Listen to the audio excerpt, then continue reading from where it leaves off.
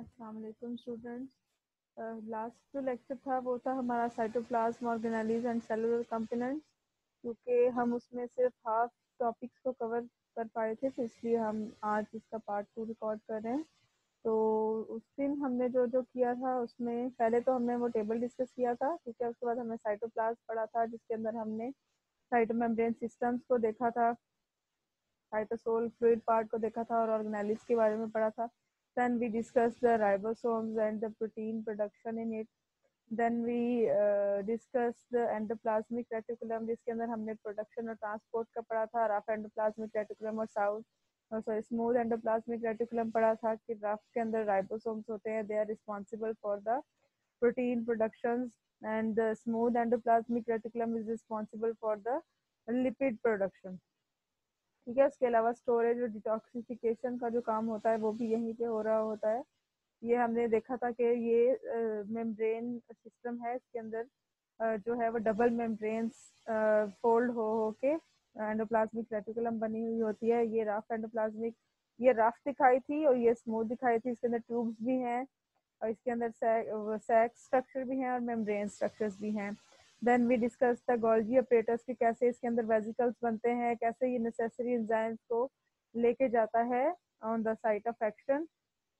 इसके अंदर सिस्टर्नी होते हैं, बडिंग वेजिकल्स होते हैं, फ्यूटरी वेजिकल्स कैसे वेस्ट मटेरियल को एक्सोसाइटोसिस के थ्रू सेल से बाहर डिस्चार्ज करते हैं, ठीक है। Then we discuss lysosome which act as the stomach, जो कि डाइजेस्ट करता है और डिग्रेड करता है अननेसेसरी चीज़ों को। और एसिड हाइड्रोलिसिस एंजाइम इसके अंदर मौजूद होता है, जो कि ये सारा कुछ करवाता है इससे। फैगोसाइटिक वेजिकल्स कैसे बनते हैं और कैसे ये प्लाज्मा मेम्ब्रेन से बाहर जाता है, ये सब कुछ हमने उस दिन डिस्कस किया था। Next we continue with microbodies, ठीक है। माइक्रोबॉडीज जितनी भी बाकी छोटी छोटी उसके अंदर सेल के अंदर सब्सटेंसेस है जिन्हें नाम नहीं दिया जाता, कोई स्पेसिफिक और इतनी इंपॉर्टेंस भी नहीं दी जाती, लेकिन दे आर मोर इम्पॉर्टेंट, क्योंकि बहुत सारे एक्शंस जो होते हैं, बहुत सारे जो वहाँ पे केमिकल रिएक्शंस चल रहे होते हैं, they are depending on these microbodies. Eukaryotic cells contain a variety of enzyme bearing membrane enclosed vesicles called microbodies. देखिए इनके अंदर enzymes होते हैं, ये membrane enclosed होती हैं। The distribution of enzymes into microbodies is one main way eukaryotic cells organize their metabolism. ये microbodies enzymes को डिस्ट्रीब्यूट करती हैं और इस डिस्ट्रीब्यूशन की वजह से, इस एंजाइम्स की डिस्ट्रीब्यूशन की वजह से यूकैरियोटिक सेल्स अपने मेटाबॉलिज्म को ऑर्गेनाइज्ड रखते हैं, अपने सेल के सिस्टम को बैलेंस रखते हैं, ठीक है।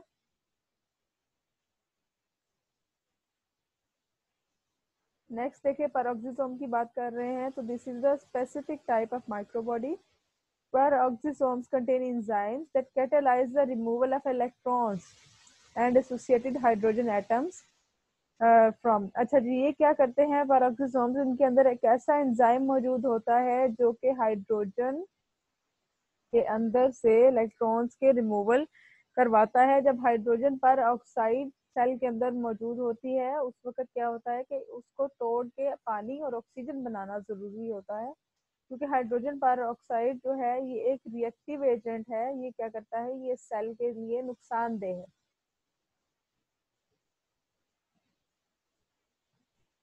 इस वजह से इसको केमिकल रिएक्शन के थ्रू दूसरी यूजफुल सब्सटेंसेस में चेंज करना बहुत ज़रूरी है, ताकि सेल जो है वो बैलेंस फॉर्म में रहे, ठीक है। देखिए for example hydrogen peroxide, if these oxidative enzymes were not isolated with in microbodies, अगर ये ऑक्सीडेटिव एंजाइम्स माइक्रोबॉडीज के अंदर ना आइसोलेट किए जाएं, they would disturb the metabolic pathways. तो ये मेटाबॉलिक पाथवेज को डिस्टर्ब कर सकते हैं।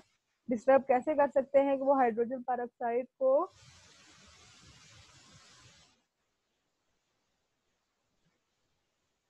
प्रोडक्ट फॉर्म में नहीं लेके आएंगे, जिसकी वजह से वो डेंजरस रिएक्शंस वहाँ पे कॉज करेगा और सेल जो है वो डिस्टर्ब होगा, उसका मेटाबॉलिज्म डिस्टर्ब होगा और वहाँ पे सेल जो है उसकी डेथ भी हो सकती है। Hydrogen peroxide is dangerous to cells because of its violent chemical reactivity. The enzyme in the peroxisome is catalase. Catalase enzyme मौजूद है पेरोक्सिसोम्स के अंदर, which breaks down hydrogen peroxide to water and oxygen, which are both beneficial to cells. अब आपको या अगर थोड़ा सा दिमाग दौड़ाएं अपना, तो आपको याद होना चाहिए कि हाइड्रोजन पेरोक्साइड एक्चुअली चीज क्या है। H2O2 इसका फॉर्मूला है, ठीक है। और ब्लीचिंग एजेंट है ये, इनफैक्ट हॉस्पिटल्स में इस्तेमाल होता है, और ब्यूटी प्रोडक्ट्स में, हेयर ड्राइज के अंदर जो आपको कलर डेवलपर मिलता है वो हाइड्रोजन पेरोक्साइड होता है। अगर आप वो लिक्विड फॉर्म जो होती है, अगर आप वो उसको बगैर क्रीम में कलर के अंदर डाले बगैर सिर्फ बालों पे इस्तेमाल करें तो वो कट डाउन कर देता है बालों का कलर जो है, वो नीचे से वो गोल्डन कलर के बाल हमारे कर देता है। ये जो शुरू शुरू में वो आया था ना फैशन, लड़के बाल छाल गोल्डन करके घुमा करते थे, लड़कियों ने भी हेयर काफी किया था, तो वो अब तो स्पेसिफिक प्रोडक्ट्स बन गई हैं उसके लिए, लेकिन पहले ये ब्लीचिंग एजेंट से ही होता था, ठीक है। नेक्स्ट है जी माइटोकॉन्ड्रिया। माइटोकॉन्ड्रिया का आपको पता है कि ये पावर जनरेटर्स हैं। सेल के अंदर जितने भी रिएक्शंस हो रहे हैं, जितनी भी एनर्जी का इस्तेमाल हो रहा है, वो सारा का सारा माइटोकॉन्ड्रिया में बन रही है। These are double membrane bound organelles that are spherical to elongate in shape. Spherically elongated है इन शेप, लेकिन है क्या, डबल मेम्ब्रेन बाउंड, ठीक है। ये एक मेम्ब्रेन बाहर है और एक ये अंदर है, तो इसलिए इसको डबल मेम्ब्रेन बाउंड बोला जा रहा है। ये जो इसकी एक फिंगर लाइक स्ट्रक्चर बन रही है ना, इसे क्रिस्टी बोला जाता है, ये क्रिस्टा बोला जाता है, ठीक है। और इस डबल मेम्ब्रेन की अंदर जो डबल फोल्डिंग हुई हुई है, इसके अंदर की जगह को मैट्रिक्स बोला जाता है, और ये आउटर माइटोकॉन्ड्रियल मेम्ब्रेन है, ठीक है। इसके अलावा जो आउटर मेम्ब्रेन और इनर मेम्ब्रेन के दरमियान का गैप है, इसे इनर माइटोकॉन्ड्रियल इसको इनर माइटोकॉन्ड्रियल मेम्ब्रेन बोला जा रहा है, ठीक है। और इसके अंदर के जो गैप है इसको मैट्रिक्स बोला जा रहा है। अच्छा जी, यहाँ देख लेते हैं। A small space separates the outer membrane from the inner membrane. The inner membrane folds and doubles it on itself to form incomplete partitions called cristae. ये जो क्रिस्टी है, ये क्रिस्टा है, ये इनकम्प्लीट पार्टीशन है। ये देखिए यहाँ से लेके यहाँ तक उसने माइटोकॉन्ड्रिया को हाफ कर दिया, लेकिन वापस उसके बाद उसकी फोल्डिंग हो गई है।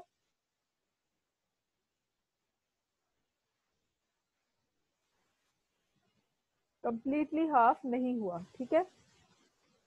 तो ये पार्टीशंस बनाई हुई हैं डबल मेम्ब्रेन्स ने, उन्हें हम क्रिस्टा या क्रिस्टी बोलते हैं। The crista increase the surface area available for the chemical reactions that trap usable energy for the cell. अब इनका काम क्या है कि ये सेल को रिएक्शन के लिए ज्यादा जगह प्रोवाइड करने के लिए, ज्यादा सरफेस एरिया करने के लिए जो है फोल्डिंग हुई होती है इनकी, ठीक है। तो ये इसकी वजह से क्या होता है कि केमिकल रिएक्शंस के अंदर से यूजेबल एनर्जी को ट्रैप कर लिया जाता है। ज्यादा सरफेस एरिया होगा तो ज्यादा एनर्जी ट्रैप हो सकेगी। The space between the crystal is the matrix. The matrix contains ribosomes, circular DNA and other material. इस मैट्रिक्स के अंदर ये जो दिखाया हुआ है, उन्होंने स्पेसेस दिखाए हुए हैं, यहाँ पे राइबोसोम्स प्रेजेंट होंगे, डीएनए प्रेजेंट होगा और दूसरे मटेरियल्स होंगे। Because they convert energy to a usable form, mitochondria are frequently called the power generators of the cell. Mitochondria usually multiply when a cell needs to produce more energy. ये जो substances हैं, ribosome, circular DNA और दूसरे materials जो supporting होंगे, वो convert कर सकते हैं एनर्जी को यूजेबल फॉर्म में, ठीक है। इस वजह से पावर जनरेटर सेल को, माइटोकॉन्ड्रिया को बोला जाता है, क्योंकि वहां पे यूजेबल फॉर्म बनती है एनर्जी की, ठीक है। और माइटोकॉन्ड्रिया जब सेल को जरूरत होती है ज्यादा एनर्जी की, तो माइटोकॉन्ड्रिया क्या करते हैं, मल्टीप्लाई हो जाते हैं, अपना नंबर बढ़ा लेते हैं, और इसलिए वो ताकि वो सेल को उसकी रिक्वायर्ड फॉर्म ऑफ एनर्जी, उसकी required amount of energy provide कर सके, ठीक है।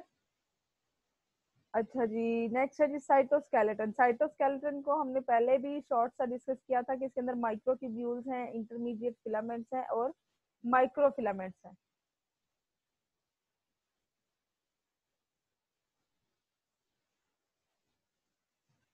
In most cells, the microtubules, intermediate filament and microfilaments form the flexible cellular frame network called the cytoskeleton. अब ये जो साइटोस्केलेटन है, ये एक फ्रेमवर्क की तरह का नेटवर्क होगा और ये फ्लेक्सिबल होता है। This lattice form framework x tends through out the cytoplasm, ये पूरे साइटोप्लाज्म के अंदर फैला हुआ होता है, connecting the various organelles and cellular components. बहुत सारी ऑर्गेनेल्स को ये कनेक्ट कर रहा होता है। अब ये देखें यहाँ पे अगर आप गौर करें, ये पूरा प्लाज्मा मेम्ब्रेन के अंदर का स्ट्रक्चर उन्होंने दिखाया हुआ है। ठीक है, तो ये पूरा जो है ये क्या है, ये साइटोस्केलेटन दिखाया हुआ है। ये देखे उसके अंदर उसने स्ट्रक्चर्स भी दिखाए हुए हैं ऑर्गेनेलिस के, कि वो उसके अंदर एक दूसरे से कनेक्टेड है, कैसे कनेक्टेड है जी। अच्छा जी, अब सबसे पहले ये देखें जी, प्लाज्मा मेम्ब्रेन है एक तरफ, दूसरी तरफ भी प्लाज्मा मेम्ब्रेन दिखाई हुई है उन्होंने नीचे की, ये दोनों लेयर्स के दरमियान में है। ये देखें उन्होंने एंडोप्लाज्मिक रेटिकुलम दिखाई हुई है, उसके ऊपर राइबोसोम्स दिखाए हुए हैं। ठीक है, देखें एंडोप्लाज्मिक रेटिकुलम और राइबोसोम्स दिखाए हुए हैं। उसके बाद जो पिंक वाले हैं वो माइक्रोट्यूब्यूल्स दिखाए हुए हैं, जो हमने देखा था कि इसके अंदर ट्रिपलेट्स अटैच होते हैं एक दूसरे के साथ। ठीक है, वो व्हील लाइक फॉर्म बना रहे होते हैं। उसके बाद ये इंटरमीडिएट फिलामेंट्स हैं, ये जो पर्पल कलर के बनाए हुए हैं। ठीक है, देन ये माइक्रो फिलामेंट्स हैं, जिसके जो कि इनसे साइज में छोटे हैं। ठीक है, माइक्रो फिलामेंट्स हैं, इंटरमीडिएट फिलामेंट्स हैं, देन माइक्रोट्यूब्यूल्स हैं। ये ऐसे इसलिए क्योंकि इनके साइज में भी फर्क है। देखिए ये साइज में सबसे बड़ा है, देन इसके बाद ये वाला आ जाता है साइज इंटरमीडिएट फिलामेंट, और उसके बाद ये जो है माइक्रो फिलामेंट। ये पॉलीराइबोसोम्स हैं। पॉलीराइबोसोम्स हमने जब राइबोसोम्स का टॉपिक पढ़ रहे थे तो उस वक्त हमने पढ़ा था कि मैसेंजर आरएनए की वजह से, या हम कह लेते हैं कि आरएनए की वजह से जब राइबोसोम्स कलेक्ट हो जाते हैं एक दूसरे के साथ, आरएनए के स्ट्रैंड की तरह वो एक दूसरे से अटैच हो जाते हैं, एक से ज्यादा राइबोसोम्स आपस में मिल के ग्रुप की फॉर्म बना लेते हैं, क्लस्टर बना लेते हैं, तो उसे हम पॉलीराइबोसोम बोलते हैं। ठीक है, तो इसको भी पॉलीराइबोसोम इसलिए बोला गया है कि यहाँ पे more than one ribosome cluster हुए हुए हैं। ठीक है, अच्छा जी, माइक्रोट्यूब्यूल्स क्या है? Microtubules are hollow cylinders, cylindrical structures in animal cells. तो ये सिर्फ एनिमल सेल में पाए जाते हैं। Each microtubule is made of spiralling subunits of globular proteins called tubulin. अब ये आपने याद रखना है कि माइक्रोट्यूब्यूल्स के अंदर जो spiralling subunits of globular protein है, वो प्रोटीन कौन सी है? वो ट्यूबुलिन प्रोटीन सब यूनिट्स हैं। Microtubule function in the movement of organelles such as excretory vesicles and in chromosome movement during division of the cell nucleus। अब ये microtubules कहाँ हेल्प कर रहे हैं? जैसे हमने साइटोस्केलेटन में ऊपर पढ़ा कि ये कनेक्ट करके रखते हैं ऑर्गेनेलिस को और फिर उनकी मूवमेंट में उनकी हेल्प करते हैं। तो कौन कौन सी जो ऑर्गेनेलिस हैं उनको हेल्प कर रहे हैं? एक्सक्रीटरी वेसिकल्स, जैसा कि लाइसोसोम के पास जो वेसिकल्स जा रहे होते हैं, गोल्जी अपरेटस से रिलीज होने वाले वेसिकल्स जो होते हैं, ठीक है, उनको ये हेल्प करते हैं। और एंडोप्लाज्मिक रेटिकुलम से जब वेसिकल्स रिलीज होके गोल्जी बॉडीज के पास जाते हैं तो उनको भी हेल्प करते हैं। और क्रोमोसोम्स की मूवमेंट ड्यूरिंग सेल डिवीजन, जब सेल डिवीजन होती है तो सेल का न्यूक्लियस भी डिवाइड होता है, उस वक्त जो क्रोमोसोम्स की डिवीजन होनी होती है उसको भी ये सपोर्ट करते हैं। They are also part of a transport system within the cell, ये ट्रांसपोर्ट सिस्टम का भी हिस्सा है। फॉर एग्जांपल नर्व सेल्स के अंदर they help move material through the long nerve processes. ये क्या करते हैं? ये सेल्स के अंदर जब नर्व सेल्स में ट्रांसपोर्ट होनी होती है तो ये ट्रांसपोर्ट को जो अगर आपको नर्व सेल याद है तो ऊपर उसका network like web like structure होता है, नीचे उसके एक लंबा सा उसकी उसका एक्सॉन आ रहा होता है, फिर उसके डेंड्राइट्स होते हैं। वो जो एक्सॉन है वो नर्व प्रोसेस, हम उसको बोल सकते हैं कि वो लॉन्ग नर्व प्रोसेस है। तो मटेरियल्स को वो सेल बॉडी से उस लॉन्ग प्रोसेस की तरफ लेके आने में हेल्प करता है। Microtubules are an important part of the cytoskeleton in the cytoplasm, and they are involved in the overall shape changes that cells undergo during periods of specialization।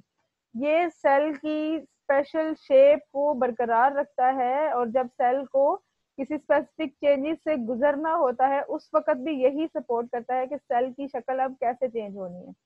ठीक है, तो ये सेल की स्ट्रक्चर को, सेल के skeleton को strong रखता है, उसको स्टेबल रखता है, और during any changes it helps it to get change. ठीक है, next comes intermediate filament. These are a chemically heterogeneous group of protein fibers, the specific proteins of which can vary with cell type। अब ऊपर देखें हमने जब पढ़ा था microtubules को तो वहां बताया है उसने कि ट्यूबुलेंट सब यूनिट है प्रोटीन्स के, ट्यूबुलेंट प्रोटीन से मिलके बने हैं माइक्रोट्यूब्यूल्स। लेकिन इंटरमीडिएट फिलामेंट्स जो हैं वो सेल की टाइप्स के लिहाज से वेरी करेंगे। जिस तरह का सेल होगा उस तरह की इंटरमीडिएट फिलामेंट्स की प्रोटीन सब यूनिट्स होंगे। और सेल की आइडेंटिफिकेशन भी इस बेसिस पे हो सकती है कि उसके अंदर कौन सी टाइप की प्रोटीन्स इस्तेमाल हुई हैं इंटरमीडिएट फिलामेंट्स की कंपोजिशन में। तो जिस तरह का सेल होगा उस तरह की उसकी प्रोटीन्स होंगी इंटरमीडिएट फिलामेंट्स की। These filaments help maintain cell shape and spatial organization of organelles as well as promote mechanical activities with the cytoplasm. Cytoplasm के अंदर होने वाली मैकेनिकल एक्टिविटीज के लिए ये रिस्पॉन्सिबल है ऑर्गेनेलिज को किस तरह उसी स्पेस के अंदर हैंडल करना है जहाँ जो साइटोप्लाज्म के अंदर है वो, और सेल की शेप मेंटेन करने के लिए ये रिस्पॉन्सिबल है। अब अगर आप देखें तो ये हमें 3 साइजेस दिखाए हुए हैं। जैसे मैंने आपको ऊपर दिखाए थे कि ये साइज के लिहाज से भी इनके नाम है। माइक्रोट्यूब्यूल सबसे बड़ा वाला है, इंटरमीडिएट का साइज दरमियाना सा है, और माइक्रोट्यूब्यूल्स जो है, माइक्रोफिलामेंट्स जो है ये सबसे छोटे हैं। ठीक है, ये 25 नैनोमीटर्स है, ये 10 नैनोमीटर्स है, ये 7 नैनोमीटर्स है। माइक्रोट्यूब्यूल्स जो हैं ये ट्यूबुलेंट प्रोटीन से बने हैं। माइक्रोट्यूब्यूल से आप इसका नाम याद रख सकते हैं कि ये माइक्रोट्यूब्यूल है, तो इसके अंदर ट्यूबुलिन सब यूनिट्स है। इंटरमीडिएट फिलामेंट्स जो है ये सेल टू सेल वेरी करते हैं, और माइक्रोफिलामेंट्स जो हैं इनके अंदर एक्टिन सब यूनिट्स होते हैं जो कि हमारे मसल्स में ज्यादातर पाए जाते हैं। ठीक है, ये देखें यहाँ से लिखा है microtubules consist of globular protein subunits linked in parallel rows. अब ये देखें ये पैरेलल अटैच है एक दूसरे के साथ, आमने सामने अटैच है एक दूसरे के साथ। The protein actin is the key सब unit in microfilament. Protein actin जो है ये माइक्रोफिलामेंट्स के अंदर मौजूद है। ये देखें ये एक्टिन सब यूनिट्स हैं इसके अंदर। नेक्स्ट ये माइक्रोफिलामेंट्स देखें, और solid strings of protein actin molecules. Actin की ये सॉलिड स्ट्रिंग्स होते हैं।